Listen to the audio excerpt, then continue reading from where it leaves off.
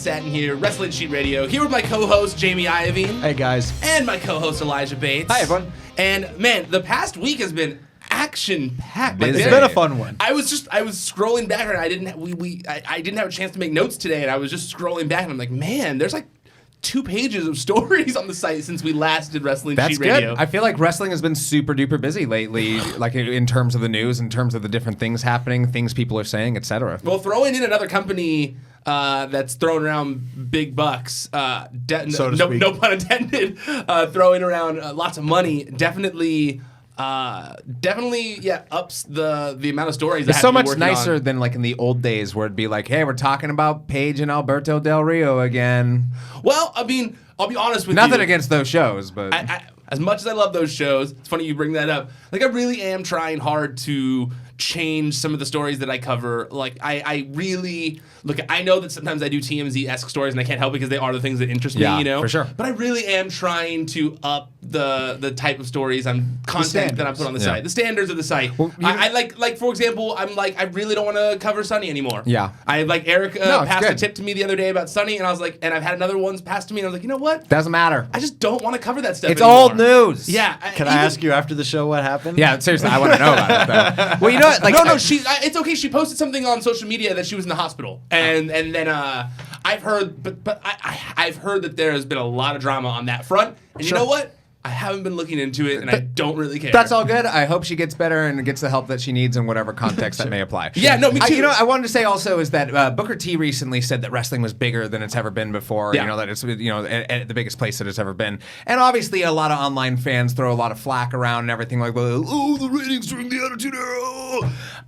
But you know, like just the fact that you have that many stories on your site though is indicative of the fact that there's a lot going on right now. Wrestling is super hot. Absolutely. I think you'd be very amiss to say that nothing's going on in the business right now. I think you'd have your eyes closed first off.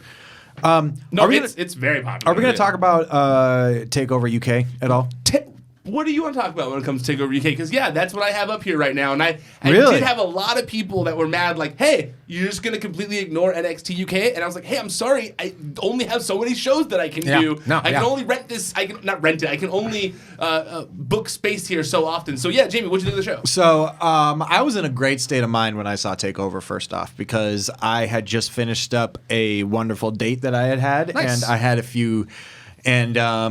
few glasses of wine in me, so I had a pretty decent buzz. Yeah. So I was in a good mood, feel like my day was captured. So I threw it on because it was late. And it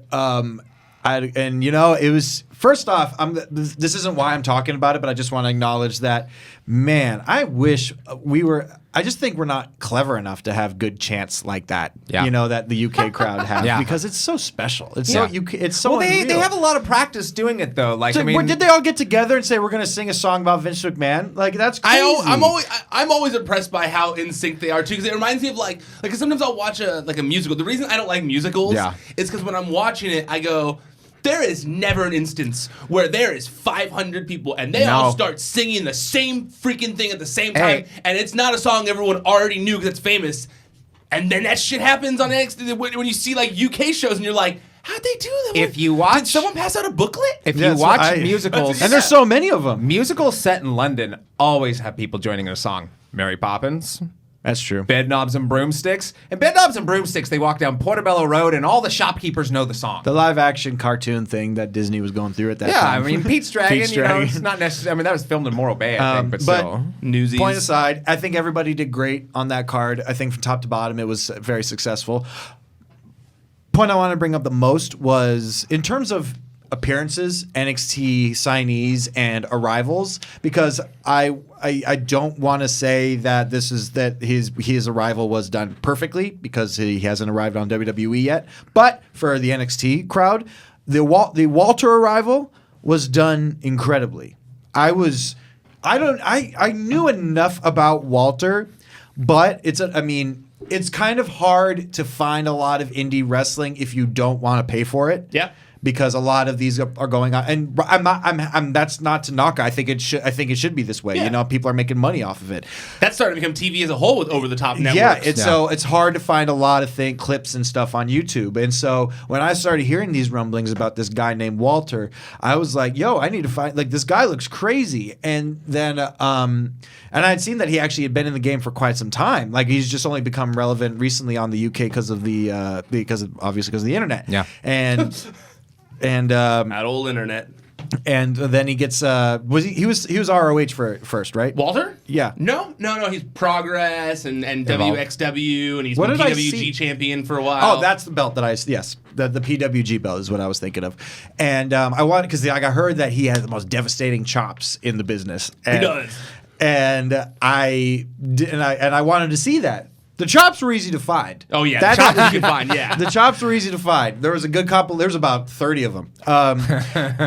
No, there's a video that says 30 chops by Walter. Yeah, I can imagine. You can find it. 30 chops by Walter. If you haven't seen the chops, just go look up 30 chops by Walter. But I wanted to see his in-ring work, and I Sounds couldn't. like a good indie band album. Like, name. I didn't see any of his promos. I didn't see any of his matches. I didn't see any of his entrances. So I didn't really get an idea of what Walter was. But boy, did I, when he arrived at NXT UK. The music, the way he stood, and just everything about him, and he didn't open his mouth. Yeah. The only guy I can compare his arrival to, but he opened his mouth, but that's different because it's a different kind of person, was Kevin Owens. Yeah. It was also kind of similar to Smo Joe, even though it wasn't like an attack on Pete Dunne. It kind of reminded me of just like this fully formed presence that everyone watching. That's the a good majority of comparison. people watching the show were aware of. Yeah. I became a fan of Walter immediately when I saw that. He just has such a presence about it. He carries himself so well. That music is really cool. The music was great. Yeah. I was glad that they kept Great the music. choice. And then I saw a fan video of the dark match they had after they stopped rolling, and woo, he chopped the shit out of that guy. Well, it was for the TV taping. taping. Oh well, I'm gonna watch that when I get back because because that chop, you could hear that from the balcony. Yeah, I think that's next week. I agree with you. I think Walter's debut was done very well, even though it was something that I think people were expecting. They did the classic, NXT trope of like waiting till the last possible second so that you're not sure if you're like, wait, but I thought Walter was going to be at the show, and then they, something happens. They are really good at doing that. They're really good. They milk it for like the last. Like literally to the point where you'd think Like the commentators WWE have stopped talking. Yeah. Yeah, you are like, oh, this is definitely going to end right. Literally, the lights inside have all shut off. Remind me of the name of the guy who had that who had the no holds barred match, and Eddie Dennis, the thicker guy with the and beard. Dave Mastiff. Mastiff. Dave Mastiff, yeah. Yeah, I like Dave Mastiff, Yeah, Dave dude. Mastiff's cool. And that added a touch they do, and one of the GIFs accounts, I forget which one made it. But they accentuated that when he does that stomp in the ring, the camera shakes. No, that happens on NXT UK. That happens on the show. Oh, it does too? Yeah, that's not just GIF. That's not from the GIF. Sorry. No, I'm saying no. I know that they did that on the show. I'm saying, but that added just effect to his entrance. I love it. I thought that was great. It's great. Oh yeah, definitely. Where would you put like this NXT UK special on par with NXT's typical takeover pay-per-views? No, because I don't think it's fair to do so because it's like they're so deep It's their in with first. those Yeah. ones. No, for sure. The first arrival, as great as it was, You can't compare it to the ones nowadays. Yeah, I don't think they compare now. Yeah. I think it's just such a different. Just such a different vibe, Yeah. But I do think that they did a good job of kind of like putting themselves on the map a little bit. I think that Arrival, right? It was Arrival was the first one, right? Yeah. I think Arrival kind of, let people know like, oh, something's going on down there. Yeah. So I think I feel like they accomplished the same thing. It's like the difference between a TED Talk and a TEDx. Yes. By the way, so my partner was my business partner was listening because he loves TED Talks. Yeah. And he was like, I just listened to a TED Talk by somebody who used to be in the wrestling business. And I was like, You Ryback. listen to the Candice Michelle one? it wasn't that one, and it wasn't the Ryback one. And Did Ryback do one? You just said Ryback, so Oh, I thought I you don't saw know. one, I but mean, I don't just think like, he did, please. which I hope he Yeah. does someday. But it wasn't Mark Romero one either, because he does those occasionally. Yeah. It was Eric Bischoff. Oh, nice. I was like, oh. Yeah, he did do one too. I never had a chance to listen to it. I think he's a suitable applicant, or you're a Yeah. suitable person to be doing that. I've never watched one TED Talk. I've watched a few of them. I went out on a They date. make you feel like you could go do. I feel like they're really. TED Talks are like mental energy drinks. Yeah. Okay. Yeah, that's a good way to put it. They really make you feel like you could go out and just hustle. Yeah. But then, Interesting. Maybe I but should it kind of check for one of a these lot out. of people, it wears off the second day. Yeah. No, it's like whenever you go to like a self-help thing, you leave just being like, I feel great. And then the next day you're like, my life is turmoil. What has happened? I went to bed and I woke up and it was turmoil again. Oh wait, this involves effort. I mean, Okay. you know, like, I will also say I dated somebody who gave a TEDx, so I don't know what the caliber of an applicant is for that, but I was not impressed. I would. It just ended right there. I was that's it. not Like, impressed. I mean, that's what I No, was. no, sir. but- I didn't like it. Okay, I got another question. Then.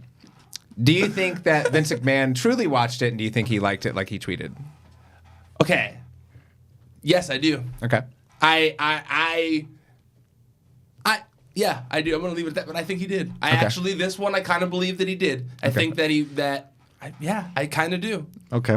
You guys don't? Why? I have no way of knowing. Why do you think? I mean, like I've kind of.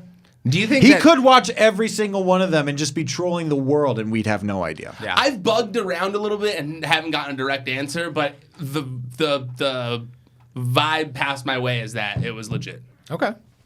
I can't say like definitively if it was or wasn't, but like the vibe passed my way. Yeah, It was legit. there it could be. You know, I mean, he's been called out plenty of times in a crowd and hasn't said anything. Yeah. Side note, Yes. because you guys mentioned Ryback, I should probably mention you guys might get Sorry, I didn't mean to make that sound for the you Dark might get Crystal right now. placed because he's gonna be my new co-host soon, guys. What the fuck? No, but yeah, he put it up on his social media already. But we're gonna be he wants to talk about wrestling again on his podcast. Yeah. I guess he stopped talking about it Might because be replaced. you like that. Come on, that was good. I just thought of that. I'm gonna punch you in the face. I'll be right back. But no, he so conversations with the big guy, his podcast that he does. He wants to talk about wrestling again, and he wants someone who actually knows what they're doing when it comes to wrestling news that kind of presents it to him, so he's not fed bad info to be talking about and stuff like that. So I believe the next episode, which is I think on Sunday or comes out Monday, one of the two. I'll be on there doing the wrestling report with the big guy. The big guy, I love it. I love Ryback. Yeah, me too. I'm excited. Ryan and Ryan, it's gonna be good. Yeah. And back to TakeOver. I though. like only one of them, and he is not you. I'm not gonna even leave it up for discussion. I'm gonna try. I'm gonna bring up the corn thing on one of the episodes once we get cool. Bye, I'm gonna be Ryan. like, hey, I told Jamie he should have done it. He should have made it happen. No, I'm just kidding. You can be called Bye-Rye. No? What? Bye-Rye. No, mine was better. Bry. And to be fair, I'm glad I didn't, because it would have lasted for 4 months. He would have had that song because he hasn't wrestled in a long time. No, he wrestles in the indies still. You said he hasn't for quite some I time. didn't- Oh no, wait. I forgot. You're right. He's recuperating. Right? Yeah. He's been. He's been off for a while. Fixing himself. Yeah, which is nothing wrong with that. But I No. mean, if you're gonna get a corn song, you got to get it for a lot longer than a few months. Okay, so wait. Before we get off the topic of I have one more question about the event, too. which event? About NXT TakeOver. UK. Me Yeah. too. Yeah. Before we go, I want to say this. One, I thought the tag match to open things Yes. was excellent. Yes. Excellent. Like, honestly, that opening the show kind of maybe was even counteractive to things because it was so good that it was kind of like nothing really was on that level as much. I don't know, man. Pete Dunne and Joe Coffey? Yeah, Coffey really delivered. They Do you really feel did. that way? I do. I watched it Because I didn't feel that way. Well, here's what that was like my one critique of the show. Well, here's the thing. Do I think that it was flawless? No, there was a few botches, which you saw. That I don't know why that kept going back to that top rope spot. I have a guess, but continue. Okay, but to me, a lot of the times passion can outweigh crispness in the ring. Yeah. And if you think that those guys didn't leave it all out there, then you're out of your mind. You know, like similar, match or similar effect in a match was whenever Charlotte took on Ronda Rousey. It was not a pretty match, and there were some botches in there, and there was some sloppiness in there. But the thing is like whenever there's a sense of intensity or, like you said, passion about it and everything like that, it can't outweigh the actual quote unquote wrestling quality. Yeah, and I just saw the looks on the faces of Coffey and Dunn, and it looked like they had been through hell. No, that's a valid point, and it's It's not that I don't think they didn't put their all into it. It's not that I don't think they killed it. I do think, though, that top rope thing really did not kill the match for me. That's not a fair thing It was to say. like the Roman Reigns Taker tombstone spot. Yeah. You know, you didn't need it, and they went back to it. You know, it's like, okay, why? So my guess, God, that was brutal, by the way. My guess is that it was the finish. And they got like, shit, this is what we thought of for the finish. My guess is that Pete Dunne was Because wasn't the finish like a weird DDT? It was weird. It was very kind of like out of left field. No, it wasn't a DDT. No, it was a this finishing move. I'm thinking of the finish of the because that finish was weird to me. Was the Andrade and Ray match? Well, that was his finisher. I guess I don't know enough about Andrade to know that's his finisher. He hasn't been on TV that much, to be fair. Well, he hasn't been finishing people either. But my guess is that Pete was going to do his finisher off the top rope, and that would have been a cool way to end the match, and it would have been kind of like that picture of something kind of like memory. Like the only reason he has him on a pin is because his arm's on him, something like that. Something like that. And so I think that when he fell, it was like, uh-oh. Shit, we got to try this again. This is the finish. And then they went up there again and fell again. It was like, can't go up again. We cannot do that a third time and fail, or this will really mess things up. Yeah. So they just had to kind of call something on the fly. Yeah. And the real marquee moment was going to be Walter at the end of it anyways. It's what people remember ultimately. Yeah. That was that. I think Finn Balor being on the show was a good idea. Yeah. I liked their match. I think that also brings eyeballs over. Yep. You know, there's a lot of people still not watching NXT. Because you think NXT that, UK. Because I mean, it has been talked about that there has been a talk about a push for Finn for quite some time. But do you think that the final? I mean, because. We're going to talk about that. I'm assuming Braun being replaced in the main event, which I'm genuinely curious to hear why you think it happened. But do you think that them finally pulling the trigger that we're going with Finn at the Rumble because of Vince watching TakeOver? I think it might have contributed to it. I think that I think it might have contributed to it. I mean, we know how flimsy Vince McMahon can be, and not only that, but you know how much I think that the company and Vince or like the higher ups appreciate whenever somebody goes out, travels more than they need to. Somebody else that reminds me of is whenever they flew in AJ Styles to take on Finn Balor whenever Bray Wyatt got hurt, I believe, like a year and a half ago or so. Sick. And if you notice, like that was I believe that was around just before when Styles won the title and held it for a year or two. Oh, maybe was that? I believe that timing actually works out somewhere because Styles only lost the title a couple months ago. Yeah, I think you're right. It might be somewhere around there. I could be off with my timing, but regardless, I do think that those kind of when people are offer or willing to go do something crazy like that, especially travel, add an extra 12 or 24 hours worth of travel into your schedule and everything. That's wrestlers already travel so much. So I think when somebody shows they can do that, it also proves that they're going to be willing to do all that travel that's necessary to go out and do interviews, be on TV shows, stuff like that.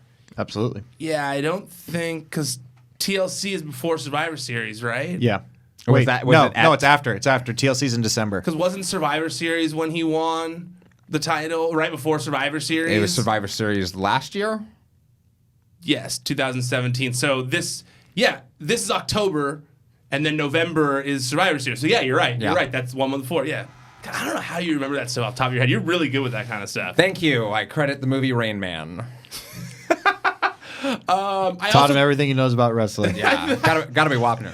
I also think that it was. I'm glad that WWE finally signed Alpha Female from the Mae Young Classic, Jazzy Gabert. Yeah. I think Kaylee Ray was a good signing as well. And I do think, I think that NXT UK is slowly taking shape. Question. Yeah. Do you think that NXT UK TakeOver was the most important show to watch this week? In the past week of WWE programming, starting with NXT TakeOver through the week, was that the most important thing that a wrestling fan should have watched in the spectrum of WWE programming? Probably, right? No. Would you put because there's part of me like I would only it goes back to the question of like how many programs can you watch? Yeah. How much WWE program can you digest in a week? And it's just like at a certain point with all these things, especially if this is an event, Raw is an event, SmackDown's an event.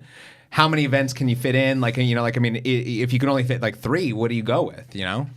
I feel like It depends on your level of fandom. Yeah. You know, I think that if you really want like good solid matches, you're gonna go and you're gonna watch NXT UK TakeOver, because takeovers are always gonna have good matches on there. That you're gonna find something you like there. Yeah. But at the same time, like SmackDown was so good this week. And at Raw, you would have missed the Raw wasn't horrible Braun either. getting taken out of the match and Finn getting put in. You know, like And Finn getting put over by John Cena, Yeah. getting that whole Raw like was what's the pretty most good. important show of the week then?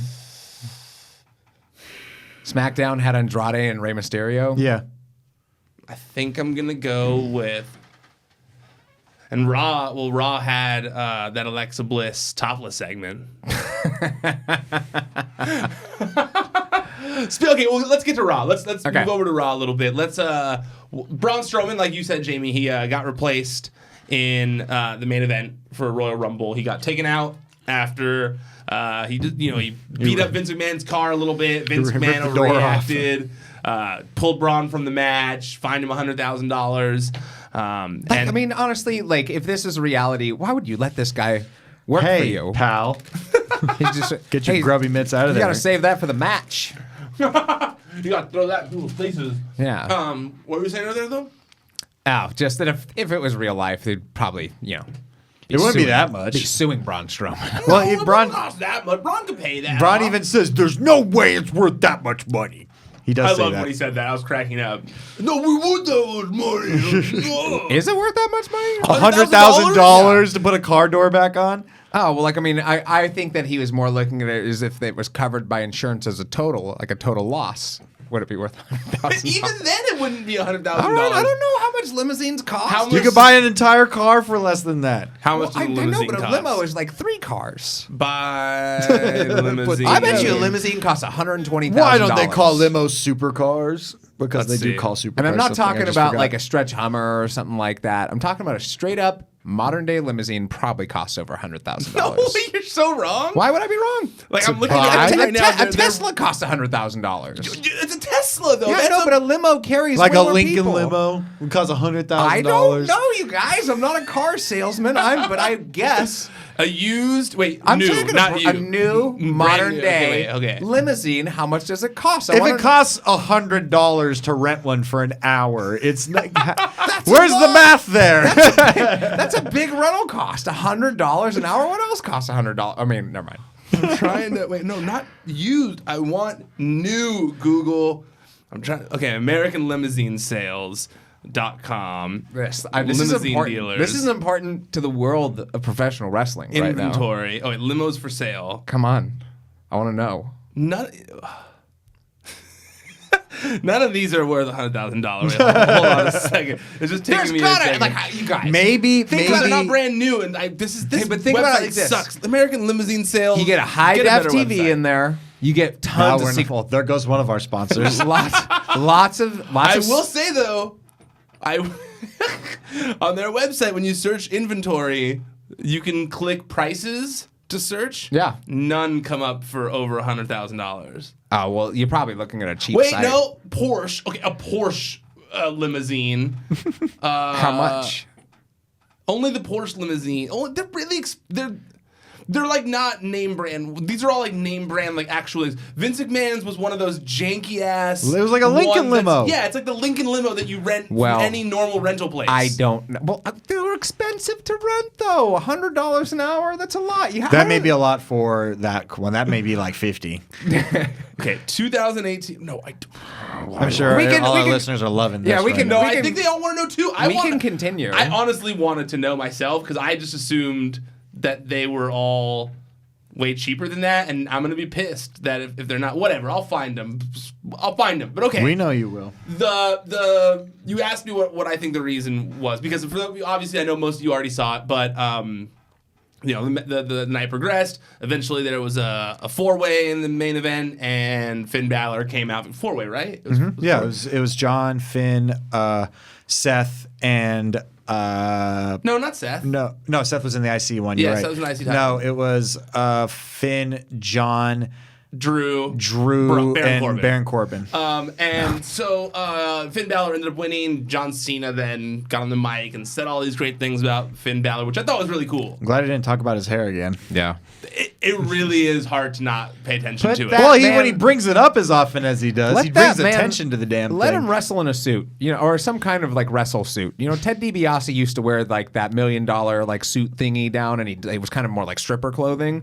Give John Cena something like that. They need to let him wear suits. He looks stupid. It looks silly at this point. Silly, that's nicer. Yeah, it's a nicer wording. Thank you. Okay. It's going to be weird when he's 60 and still running around in that outfit. It looks like it's going to be so weird. I do a not 2018 Lincoln limousine. Are you still on the limo? Is like 90,000. But that is a way cooler car. I'm looking at it. That's a way cooler version. I'm not wrong. Kind of wrong. It's not 100,000. It's not 100,000. I'll find some. I'll find Oh, one. I'm sure you could. I'm going to find one that costs $1 million and be like, see? Look, this one has it has wings. Okay, so do you think that Finn Balor was the right choice, though, in that? Yep. Jamie looks And, less... out of those four, absolutely. Do you think that there should have been someone else there? I think, well, the Raw main event card is kind of sparse right now because, as we've seen with Seth and Dean, they're not really ready to run with it yet. Obviously, we thought Braun was the guy that they were going to give it to, and doesn't seem to be that way right now. Maybe that'll change at Mania. Who knows? But in terms of all the talent they have available on the roster, and this isn't a knock to Finn. No. Not in the least. It's just, I love Finn's ring work. I love Finn's look. I love everything about Finn until he opens his mouth. Yeah. I'm not a fan of his promos. I just haven't been. And to me, unless you got some sort of mouthpiece, which I think would be a detriment to Finn. Yeah. He's do I think he'd be a good champion? Absolutely. Would he be the best? I don't think so. No.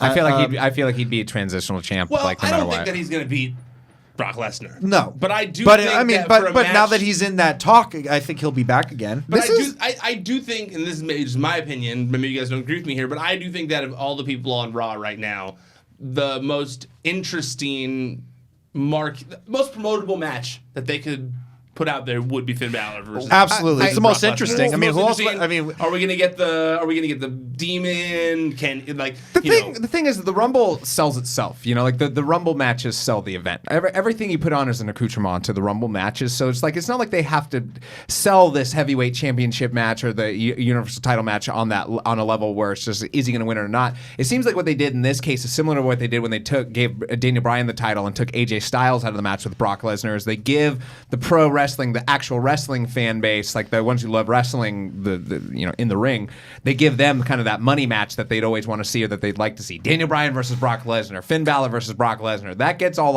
you get all your indie fans in that way. You get everybody who's there just for the action in the ring through the door to watch your pay-per-view based off of that match alone. They're coming for that one. Is it a mainstream big match? Probably not. And Brock in the ring, it didn't used to be this way, but nowadays especially, even though Brock is one of the marquee guy, he's still an attraction. Even though people want him gone, people will still pay to go see him. He's at this point of his career, especially recently, he's as good as his ring partner. Yeah. And when he's put in with people like Daniel Bryan or AJ Styles, which we've seen recently, you get interesting matches. Yeah. Because when Brock is put in a situation, we've seen people think Brock is like a selfish asshole, which maybe about 70% of it is true. Yeah. But when he's in there with somebody that he can actually do things with, he'll bump like crazy. Yeah. He'll do you think he'll do that for Finn Balor though? Yeah. He did for Daniel. He did for Daniel. You're right. There were moments. I mean, it wasn't like huge ones. Do you think he looks at Finn Balor the same way he looks at Daniel Bryan? He might. I think that there's something that Brock Lesnar appreciates about somebody who's traveled the world and plied their trade in the ring. That's true. Because and Brock Lesnar wrestled in New Japan. He did, and not only that, but Brock has wrestled in many different capacities all over the place. Finn comes from a lot of different places and everything. Brock is even like doing those pictures and videos of him this week doing a match wrestling again. Yeah. I was like, oh, it's so cool. I would also suggest that Brock Lesnar, although he's not necessarily as formidable looking as he was when he was younger, let's say, and he's smaller now, obviously, because he's trying to do UFC, but I think that he can look at somebody like Finn Balor and be like, holy crap, look at this guy's physique, like, and understand that this is somebody who can go toe-to-toe with him on a level of physicality, probably. I hope you're right. I hope it's not a Dean Ambrose situation where we get like a match like that. Well, there it is. We also got to talk about where Dean was at that period of his career. Absolutely. He was so complacent at that and career. this is a huge opportunity for Finn Balor. I mean, this is the chance. He hasn't had this kind of a chance. No, this is not this since he got injured. Yeah, like I mean that Universal More than a year Championship ago. match. Yeah. No, it was like 3 years ago, wasn't it? Yeah, it's been a long and a half- time. 2.5 and he years hasn't ago? even touched like that. No, nowhere close. The Universal Nowhere title, close. you know? Yeah, nowhere near it. You asked Jamie. Why do you what I think the that brought? reason- Yeah. I was going to give my answer, and then while I was looking for something else, I saw that he said, he did an interview apparently today that came out where he said he's still, recovery's coming along great, day to day, every day getting better, getting ready to get back to doing what I do and just destroy everything. So clearly, he's not fully healed yet. What did you think? That's what I thought, to be honest with you. I thought that it was just because they were like, They got him back on TV too early? Placeholder that because it's the Royal Rumble. Yeah. But we don't know. Because even at the time when he was doing it, I was told that, like, you know, they want to make sure his name is in the conversation for WrestleMania Braun. So it was like, let's get this out of the way now so that it doesn't screw up having Braun at WrestleMania because we're going to need him there. I mean, it makes sense. You know, I mean, you got to be completely healed against Brock. You have to. Yes. Because he'll punch you in the face for real, which he's done. I like when Braun came back last week or the week before, whatever it was. Like he didn't get in the ring, but there was ring rust in his promo, you know, and it was there just was like ring rust in general. He didn't get a huge. And I should say ring rust. Weird wording, I guess, because he wasn't wrestling. But like, he'd cooled off a little bit. You know, like the whole thing had cooled off. You could tell. I'm sorry, but there's only so many times you can flip a car over where it's impressive. You know, they've gone to that trick a couple of times, and I just think that people have cooled off in general towards Brock. Well, it's because when you. Like you said, there's only so many times you can do it before it's kind of like empty. Like what else can you do? Blow up the stadium? Well, it's like, just like empty at this point. It's like, cool, we've seen you flip a car. Yeah. Win a match. Beat Brock Lesnar. Yeah. Like, you know, and I know it's not, we're not talking to him, but we're looking at it from a logical scenario you know, here. it and happens. I think they need to build him up again to WrestleMania. It happens a lot in WWE modern day, and it didn't necessarily happen in the old days. I feel like people, like, take Jake the Snake. Jake the Snake didn't necessarily have a catchphrase. He was a great speaker and could say anything, and it sounded like a catchphrase. Braun goes back to, you know, like, get these hands on the same level that Ryback did, feed me more, but I think that get these hands is cooled off. I think all the aspects that made Braun Strowman great, people are like, yeah, that's great, but what else do you got? And people have not seen anything else from him but that same shtick. And I think people are just getting over it. It's because and I don't blame him. I blame them not being able to advance the character to the next level. You know. Well, is there a next level of Braun Strowman's character, or is this it? I mean, you could say the same thing about when Taker first debuted, just like, oh, he's a dead guy. How many more variations of that can we get? But he changed. It's true. It's true. Almost yearly. It's true. I really do think that, you know, it's the wins and losses thing. Like, we've seen him get punked by Brock, and it's like. He got punked by Baron Corbin. And then I was going to say, and then Baron Corbin. I really think those things hurt his character. I will also say, I don't want Braun to be champion. See, I do. I don't. And I never have, actually. Really? It just... you pretended all this time when I was sitting there? I didn't pretend No, I anything. mean, you like accepted my praises of Braun Strowman. I didn't. I wasn't against Braun Strowman the entire time. I just have gotten to a point now where it's just like, I've seen it. I'm done with it. I don't want this to be... I don't want to get these hands like 3 times a week or something like that if he becomes champion. That's all. I do think that the other reason that I think might be possible is that they want him in the main event of WrestleMania, like I said, like I was saying, and instead of Seth Rollins. And they don't like want to do it twice? No, they're gonna have him win the Royal Rumble, and that this is like a switcheroo. Once again, doesn't have to do a ton of stuff. He can be number 29 since Truth is number 30. I'm anxious to see the reaction to the win if that happens too. Really? I'm not saying they can't. You'll be into it. No, I'm just saying that I feel this way about him. I recognize that you may not feel the same way, or that you may not feel the same way, but I feel this way, and I'm interested to see if anybody else does too. Because it's like, again, I heard a muted response, or a much more muted response than typical when he came back. And I think it's one of those things where, although Braun has done some memorable things, again, it's been a lot of the same. So it just like it's not like people have, with Stone Cold, you have like 20 or 30 different individually distinct things that you can remember that he did and everything. With Braun, it's like he flips cars and he pulled down the set. Yeah, I mean, it's and so true. I'm just They need to advance the character. Something needs to happen to take it to the next level. I agree with you 100%. So that's the only reason why I say I'm interested to see the reaction if he were to win the Royal Rumble, because there's been a lot of times where there's been people that they thought were really beloved, Roman Reigns, for instance, and the reaction to that was not so positive. I'm not saying that. But he's not getting. I'm not saying. I know people. I don't think have soured to him. They've just cooled off on him. Yeah, definitely. And just because I haven't had a chance. I was going to bring this up when we were on the topic of Finn Balor when you mentioned, your how you feel about him. Your critique. Because I think but someone who had someone who had a much stronger critique than you. Oh, okay, yeah. Is Superstar Billy Graham. Yes, Eli's favorite person. Naturally. Do you want to hear what Superstar Billy Graham had to say about it? Is it an audio interview? Devil. No. I was like, do I need the headphones? He posted it on Facebook. He said, Are you gonna do his voice? No, I don't. I'm not good with his voice. He's on that list of just like that voice is coming out of that body. Yeah. He was doing this karate devil gimmick. Do you want? No, you don't want to read it because you're gonna hate it. I want to hear your opinion. Okay. Yeah, sure. Well, fans, just my professional opinion once more, and certainly nothing personal about any of the talent. Sure. But as you folks who watched Raw last night, I didn't. In parentheses, I know that the monster among men, Braun Strowman, has been pulled from the main event against Lesnar. Despite Strowman's superhuman strength and his ability to turn over paramedic trucks, 18-wheelers, 10,000-pound cab trucks, and then overturn Vince's limo, he can't quite seem to beat a mere mortal in Brock Lesnar. So now he has been replaced less than 2 weeks before this mega pay-per-view by Finn Balor.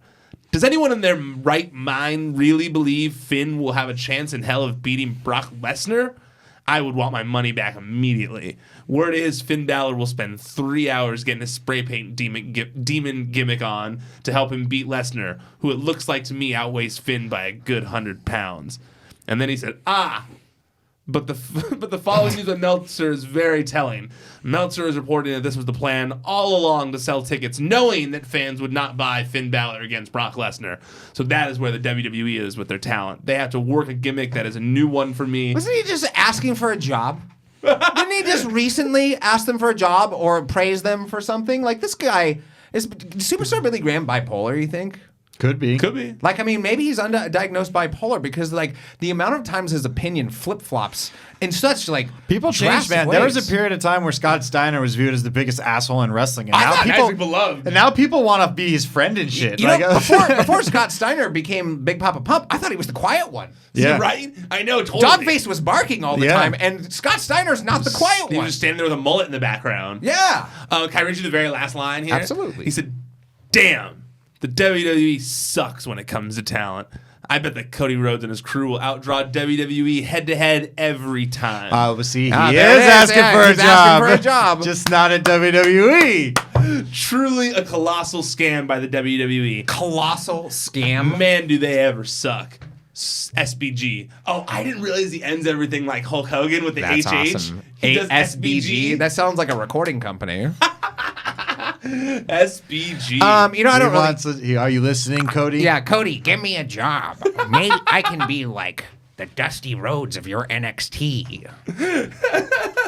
I know you have Billy Gunn. I'm Billy Graham. We'll be Billy's. We'll be the Bee Gees. The Bee Gees. We'll be the Bee Gees. Okay. Moving topics here. I think. By the way, that was the nicest I've ever been about Superstar. It really Billy was. Graham. Honestly, you kind of went easy on him. I'm just, it's comical at this point. He's a comic book guy. Okay, so the other big story of the week is all these people asking for their release from the company. Let's a mass exodus, if you will. Yeah. So let's start off with the revival. I've been working on it. Look, I am one person here working on so many stories. I try my best. I try my best to get all of them. I can say that from what I've heard from some pretty good sources here at this point, that they did request their release. Okay. Now, I don't want This hasn't been confirmed. That's all you got to say. I don't want. No. I'm pretty sure from multiple sources that I've spoken with that they asked for their release on Monday. Yes. But no confirmation as to whether there was a receipt of that request. No, I don't think I don't think anybody requesting their release for the next year is going to be granted their release. Agreed. They're going to be sidelined like Neville. You're on main event. Yeah. Not even main event. I don't even think they're that. They're going to go wrestle the Colognes until 2020. Yeah, they're going to make him sit in Newcastle with Neville. You know, like you're in the main event of your couch. Exactly. But I don't know because the revival situations. Well, let's get to it. So first, I want to say this. Because I don't want these guys tweeting me incessantly. Ringside News did break the story on the Revival asking for their release. Rumors started to kind of swirl about this after Sean Ross Sapp from Fightful.com kind of started putting little teasy things on Twitter about it. Then Body Slam put something up, or Ringside News put something up. One of the two, I forget which one it was. They're kind of like the same thing. Yeah. And then Sean kind of put it up saying that there's fear. He doesn't know for sure if they've requested it.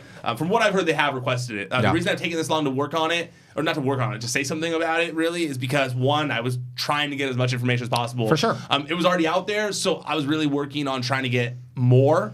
That's really what I've taken this long for. I also had to write other stories. I had to work on other things. And then I had to get the interview with Poppy. Well, you're good, there man. asked me why I didn't. And so I want to say this much, though. I did, from what I've heard, and this is less confirmed of a situation, but the vibe I've got is that that basically the Revival, I'm trying to pull up my notes here while I'm telling you guys about it, but it sounds to me like the Revival, the vibe I got is that the Revival kind of were told they were going to be made tag team champions after this whole, like, we're being screwed storyline on a consistent basis. Looked like that was where they were going. It looked like that's where they were going, that they were going to get, that it was going to end with them getting a run with the belts and finally kind of, like, being taken seriously on Raw. Weren't they even mentioned in, like, promos how saying things were going to be different? Yes. And then kind of just back in Lucha House, not Lucha House Party rules, but kind of still wrestling, Lucha House Party every week, and nothing's really going on, and they were kind of like... And then they lost the tag... And then they lost... That tag tournament thing? It wasn't a tag term, but it was it was deciding the challengers for the tag team championships recently. Maybe not this weekend, but I'm trying maybe to remember. That week. whole tag team has been so convoluted on Raw. It's like hard. But yeah, I just know from what I heard that they were told this is going to end with you guys getting runs. Doesn't seem like that's happening now. Wait. And they... Who are the champions? I saw your face and I was like, I know he's going to ask me. I swear to God, last night, I had when all this was going on with the Revival and I was working on it, I had the exact same question. I'm like, wait, who is... Bobby Roode and Chad Gable. Still? Yeah. Okay. Because I almost said... Authors of Pain in my head, and then I went, no, wait, they lost. I thought they lost. They did. You know when you try to Gable. go back and be like, who is what's the timeline of WWE champions? If I tried to do that tag team, it would be impossible. Oh my God, I couldn't even imagine. You're good with that kind of thing. I feel like you could go back pretty far with the world. I could go from the past to the present easier than I could from the present to the past. How far back? Not far. I mean, I can't go probably. I would say the tag title. My knowledge. No. World title. Oh, that's World easier. title, I could probably go, if you started with, like, Superstar Billy Graham, let's say, I could probably go maybe to, like, it'd be hard, maybe like 2000? You think you could, really? Yeah, for sure. Do you think you could go from 2000 to now? No, definitely not. Not even close. I would stumble so hard on that. Do you want to start trying? I'm kind of from 2000 to now? No. Sure. No, from the beginning, you said, sure, right? That's sure. What you said? If we're talking only like, WWE acknowledged reigns, I believe it goes Superstar Billy Graham. Wait, hold on. I'm pulling it up. Hold on. Sure. We're starting from Superstar Billy Graham. Okay. Yeah, so Superstar won it from Bruno Sammartino, I believe. He lost it to Bob Backlund. Bob Backlund lost it to the Iron Sheik. The Iron Sheik lost it to Hulk Hogan. I thought you were going to start doing like critiques of each match. No. I was, oh God. The title, as I recall, was held up when, or Andre the Giant, I believe, is recognized as the one, but it was held up, and that's how the WrestleMania 4 tournament. This says And you might be right. Andre is listed as a champion, but it's all kind of it's a little muddied ground and everything, just the way that it worked. But they made him a champion, I think, posthumously. Because it's Ted DiBiase, but it's on the same day as so Andre. Andre gave Ted DiBiase the title, and then Jack Tunney ruled that it was Okay, and then so Macho Man won it, Hulk won it, Warrior won it, Slaughter won it, Hulk won it, Undertaker won it, Hulk won it, Ric Flair won it, Macho won it, Ric Flair won it, Bret Hart won it.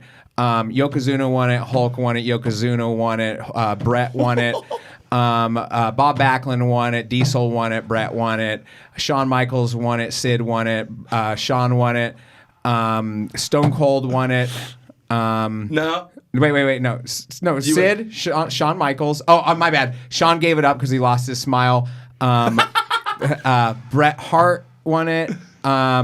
Sid won it. Undertaker won it. There you go. Undertaker lost it to Bret at SummerSlam 1997. And then Shawn won it. Montreal Screwjob.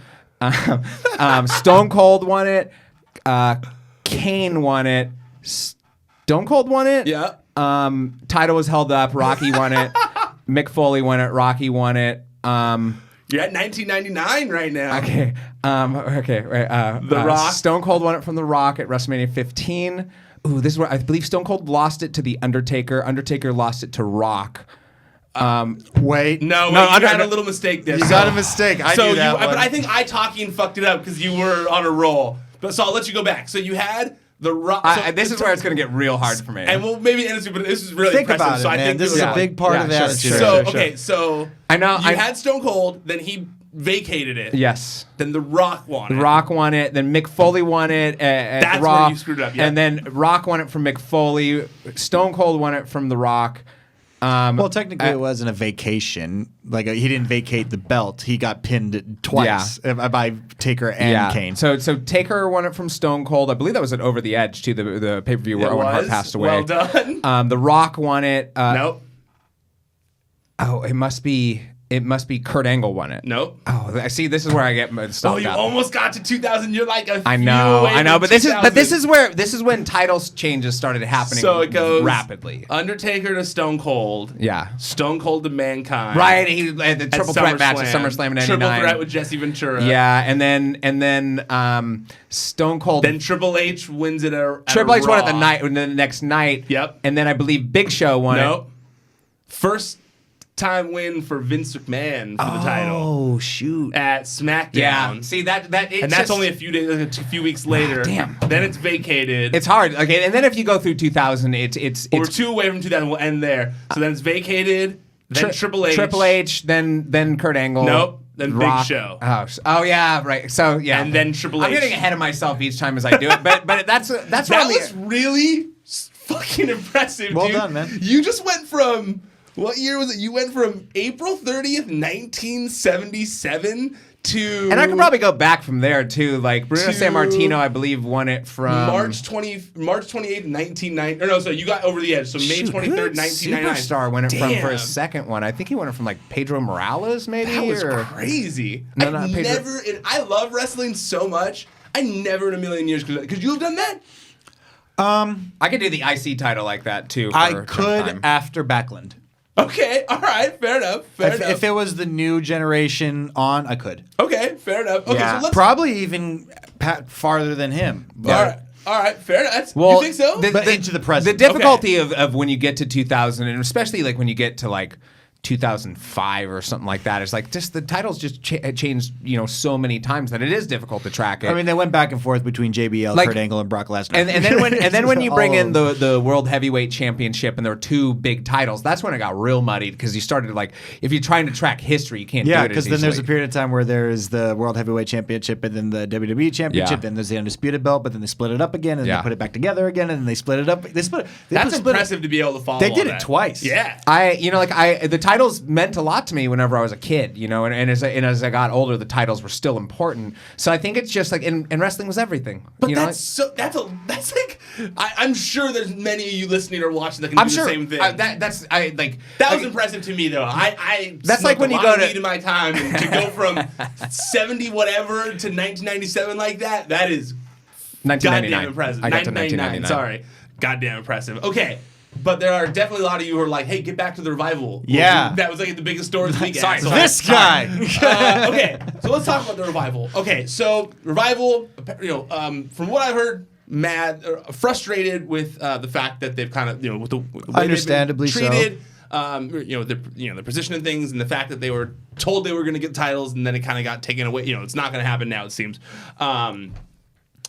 I think that I feel like requesting your release is a tough situation, man. Like, just from listening to Bruce Pritchard's podcast, he basically said that, like, when they request their, like, you don't release a talent when they want to be released. You release someone when you want them to be released. If you recall, they even did that to Rey Mysterio. Yeah. I mean, not exactly the same thing. But very much. No, wasn't exactly someone the who's same thing. on the level of him. No, Rey Mysterio was on Twitter doing a free Rey campaign, and they were keeping him under contract. And the thing is like, and Rey is big money. Rey at that point and right now is big money. The Revival is not big money comparatively to Rey, at least at this present time. So it's like, well, why would they let them off if they didn't let Rey off? You know what? Even though this is, and I'm not saying anything that you guys don't already know, even though AEW is super exciting and it's on the top of everybody's tongues right now in the wrestling world, it's a toss-up. Yeah. WWE's guaranteed money. So's AEW. Guaranteed for a period of time. So's AEW. No, that's what I'm saying. I'm saying they're guaranteed for a period of time, but AEW could... Like you understand? Like what if they back the wrong horse? Under 3-year deals. If it's guaranteed money, it's guaranteed money. You're gonna get that money regardless. Okay, but then if they're gonna burn a bridge at WWE, oh yeah, I mean yes, obviously backing the wrong horse. That's what I'm saying. Yes, obviously, yeah, definitely. When they're at WWE, they're not going anywhere. They're gonna be around for forever. Totally. But at the same time, like, I'm not saying that they're not gonna be successful. I'm saying it is a risk. No, absolutely a risk. But also at the same time, like. Yeah, I mean, I think you're right. That yes, absolutely. Long term, like it's scary. It's scary. It's very scary. But also at the same time, like if you look at the indie landscape right now, it's so much better than it was 10 years ago. Where people are making real money. You hear a lot of stories about this person's they've got renewed interest. Apollo, for instance. Still, at this point, it's just like all these people that they have renewed interest in. It's not like they've turned them into like badass superstars or anything like that. The renewed, like it's almost like you want to start cheering them more because you hear that they might get pushed, so that makes you like them more. But that doesn't necessarily mean that they're getting pushed. Man, the craziest thing I ever saw was when they always make fun of on every documentary you've ever seen in WWE when they say why The Rock didn't work when he first came, why John Cena was getting mixed reviews, is because they don't want the guy that's quote unquote I'm happy to be here. Yeah. They did a promo with Apollo Crews and he literally said I'm happy to be here and I'm trying my best. Like he literally said it, and I at home I was Here's like, a participation ribbon, Apollo. It's like, why would you ever want to watch this guy? Yeah. Like he's like has no gumption and drive whatsoever. I mean, I'm not saying that's not who he is personally.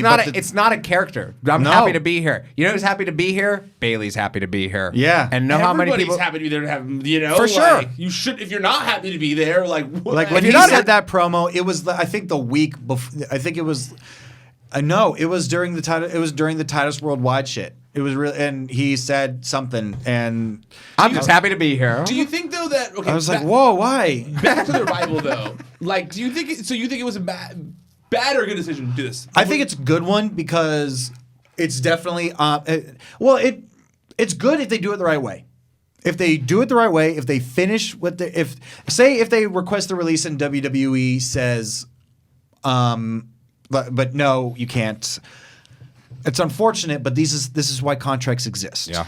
But also, okay, I'm a little confused. Like, I've had a contract before. Mm-hmm. You can quit. Like, you can still quit when you have a contract and you get a no-compete clause. Yeah. And they can't not allow you to quit, and there's only so long there that legally they're not allow you to work for. Well, I don't know the specifics of the WWE like talent contracts. Like, so I can't necessarily speak to it outside of just like how did they hold Rey then for so long? I'm just kind of confused because like I mean, Neville tried to quit. They didn't let him just quit, did they? I understand these things in professional wrestling that I've read my entire life of things that have happened, the contract tampering, but I've also lived in real life. Yeah. Where, like, people who work under contract get hit up by other companies all the time to, like, get interest and see, like, if there's greener pastures. It must have people something. leave companies for another company while under contract all the time. Yes, but just not in wrestling. I would be curious to see, like, what the legal speak is around licensing, things along those lines. If they're investing in you as something that they're going to put into have collateral in, like on the level of, like, if they're going to make action figures, if they're going to make lunch boxes, they're going to put you on stuff. They need you to be there too. So maybe like. But that's still. I don't know. You can quit still. Yeah, for sure. I don't understand. Like, CM Punk quit. Yeah, but that doesn't necessarily mean... And then they made him sit out the rest of his deal, but he quit. But, I mean, that's, like, is that good for them just to quit and sit out the rest of their deal so they can go wrestle for AEW if it's kicking as hard as everybody wants it to be and whenever the contract ends? I don't know. That's one of the things I struggle with. Listen. People are still, if the Revival runs out their contract in WWE on TV doing Lucha House Party, if AEW is still around, people will still be stoked to see them show up. People know the Revival can go. People love the Revival. Lucha House Party is beneath them. Like, these matches are beneath them. Everybody knows it. But I also look at, like, someone like Neville, who is the most recent example of it, and Neville did just say, like, okay, fine, I will sit at home. Yeah. And the anticipation only grew for when Neville finally came back, and his stock rised a lot by the time he re-showed back up on the indie scene. I'm curious. What did I say? Rised. Well, like grew. There we go.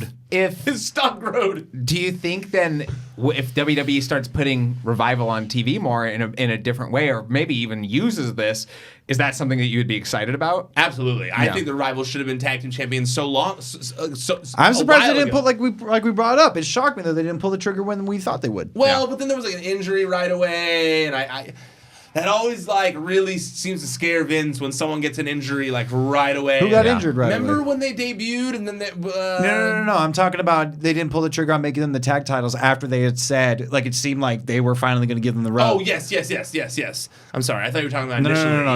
Not the beginning. No. Yeah. No. Yeah, I agree with you on that. I think that, they should have done it. I mean, it would have made the most sense that, Seth was in there talking about how the show sucked. And Was Bobby and Chad Gable really that much better of a decision? No.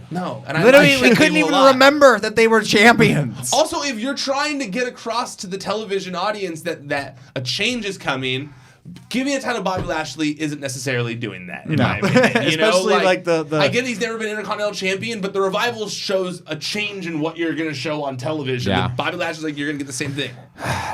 Which I like. I like Bobby Lashley. Move the Revival to SmackDown. They really should just be on SmackDown at this point. They should just get rid of the tag. They should just get rid of the tag division on Raw completely because it doesn't matter. Just let Heavy Machinery be on Raw, and they can kind of fill up the time and kind of be used in fun ways and help beef up the tag division. Yeah. Let the Rival go to SmackDown, have popular matches. I think that'd be let them have a match. Let them have a good match. Let them have an actual They've had good. some decent matches with Lucha House Party. They have. It's just like you don't care at this point. No, nobody. I don't watch Raw for Lucha House Party.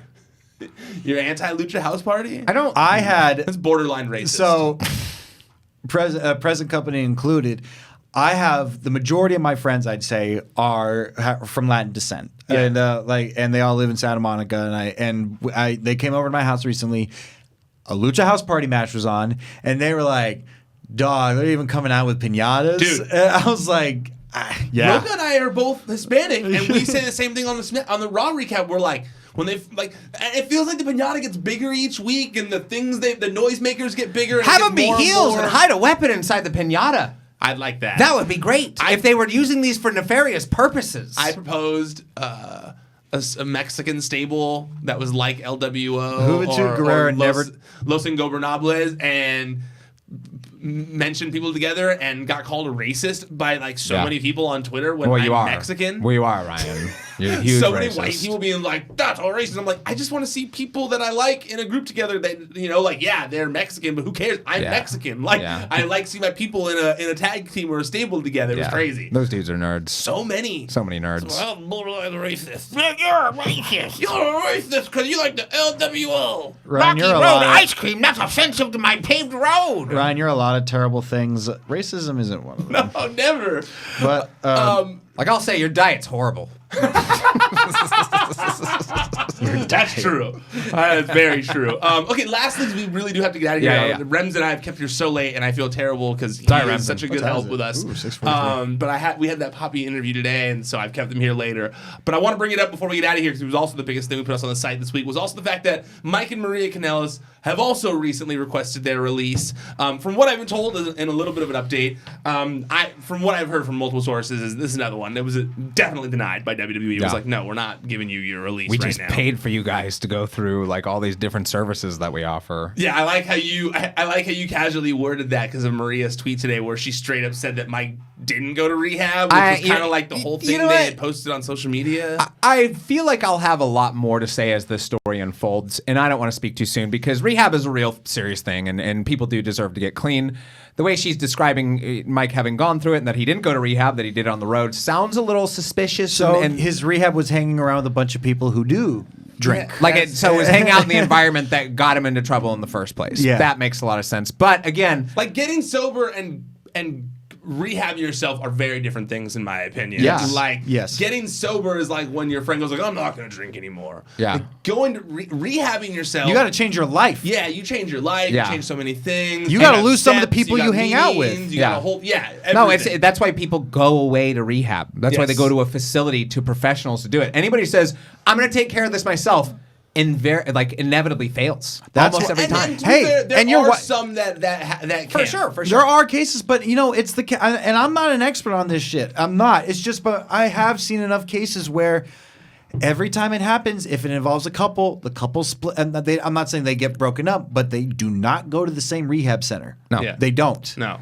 and you're also, people are enablers even if they don't know this scenario, but you still have to.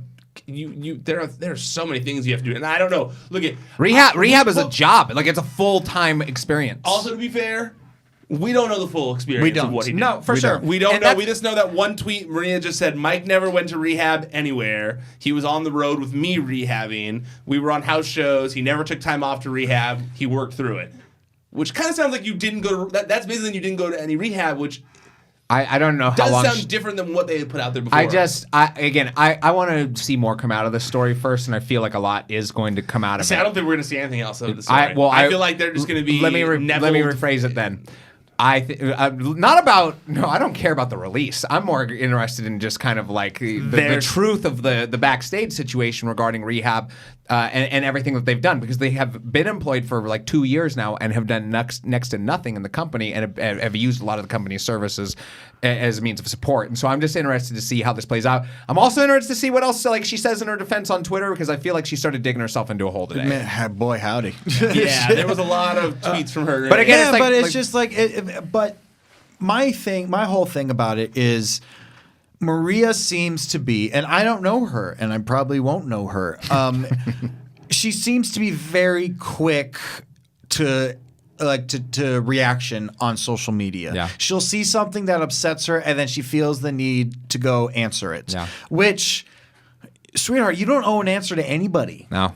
You don't. I don't know why you need to go. I don't know why you feel the need to go constantly. This isn't a first time. She's done this a few times. Yeah. Feel like you need to come to the defense of the grown man that is your husband. Yeah.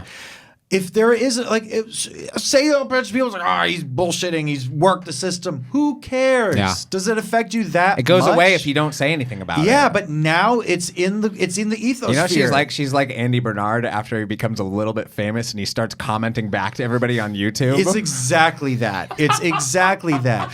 Okay, if your husband is truly sober and he conquered that hill that he was set out to conquer, let him talk about it. Then just be happy that you have a clean husband. Be above this. And a job. Yeah.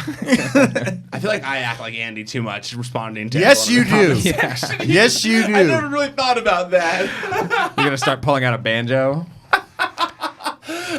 Baby Wawa over here. I will say this much. Obviously there are more updates. We'll be following it. I think that you might see more release request stories coming out or whatever. We'll find out. Obviously, it's something I'm looking into. But I don't think anyone's getting their release request granted. I kind of not feel anytime like soon. I feel like it would be smarter to find something that you could get in trouble for without that doesn't cancel you. Again, Andy Bernard touched a wiener. Remember? So I touched a bunch of wieners. Can't believe you're making me do this. I think that's a great scene. But I don't think that's probably the safest way to get out of WWE at this point is to find something that you get in trouble for without something that won't cancel you though. Like that if it gets public. I think you're gonna. What have do to you start do? Faking, you're gonna have to start faking your death. Everybody's got to go. Hey, go to find the closest AEW talent you have and get a selfie. That works right quick. Sit in the front row at like an Impact show. Any of that. Do that. Yeah. Paige did that and she didn't get in trouble. That's true. Yeah. That's a tough one to find. Like, what could I do to get in trouble that doesn't make me lose money, but gets me out of the company? Yeah, it's like you gotta like wear Andre the Giant singlet to the ring or something like that, and then burn it. Yeah. All right, Jamie, where can people find you on the internet and follow everything that you're doing? You can follow me on Twitter at JAMIE_IOVINE or on Instagram at JAMIEIOVINE. Or you can follow the network, which is our exclusive shopping network that does all the coolest stuff. I'm a little partial to it, but whatever, I am. You can follow that on network on Instagram and Twitter. That's NTWRK. It's spelled that way, I know. And this Sunday, my stable, yet to be named, has you still don't have a name? No, because I pitched one, but it was shut down. And they didn't like it. And they had one that I didn't like. So we're at an impasse.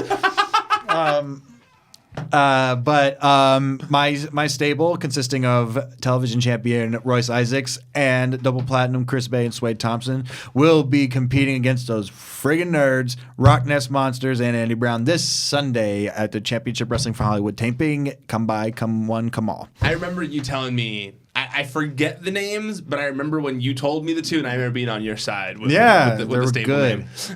Eli, where can people find you at? Twitter at Elijah Bates, Instagram at Brindlebeard. And you can find me. I'm at Ryan Satin on social media. ProWrestlingSheet.com is the website, at Wrestling Sheet. YouTube.com/C/Wrestling Sheet. That's where you can find all the videos that we have. We have the recaps for Raw and Smackdown that we do. We got Wrestling Sheet Radio here. And lots of other stuff that I've been trying to put on there. We've got an interview with Poppy coming. That's fun. It's going to be Poppy's predictions for NXT TakeOver. That'll be before NXT TakeOver Phoenix. That'll come out. But tomorrow I'm probably going to post... me showing Poppy a bunch of bloody wrestling matches, so that should be fun. So make sure you guys subscribe to the YouTube channel. That's where it's going to go. And while you're on the YouTube channel, make sure that you like the video, that you comment, that if you really, really, really liked this episode, share it on social media as well. It really does help me out a lot. The bigger we help grow this, the more fun stuff I can do here. So please keep spreading the word. I appreciate it very much to those of you who have been doing it, but please continue to do so. And also, if you only want to listen to the audio of this, if you're watching via YouTube, go check out our podcast feed. It's on Podcast One. Search Wrestling Sheet Radio. It's also on iTunes. It's on Spotify. It's on all major podcast platforms. So go make sure you guys subscribe there as well. Okay, that's it. We're done. Officially tapping out for now. Until next time, stay out of the dirt and keep your eye on the sheet.